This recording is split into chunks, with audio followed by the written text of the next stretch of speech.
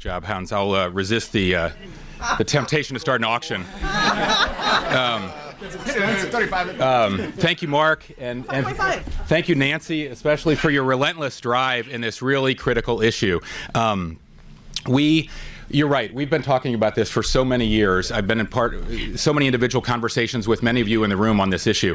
And we have really outdated expectations. Everybody here knows that 90% of brain development happens before age 5. We didn't know that when our whole education system was set up. So we have these outdated expectations where we expect Dr. Smith and MCPS to make all our children succeed when they're not prepared to succeed when they get there in the first place, when we haven't made the investment to make sure they succeed. So we know that hundreds of investments are going to be made in the upcoming budget.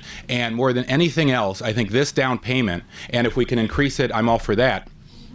We're going to see the return on investment on this more than anything else, because we know every dollar we invest in early childhood education, high quality early childhood, brings back $5 to $10 later on. As our kids succeed in school, as they stay out of trouble, as they go on to have successful careers and become successful taxpayers and homeowners in Montgomery County. Last thing I want to say is, while you can count on me to be very involved in the details here, I definitely want to echo everything Councilmember Rice said, and thank you for your work at the state level. When I served in Annapolis with you, Senator King and I passed 4 bills in 3 years to expand the state's role in early education, and ended up the state won a $50 million grant.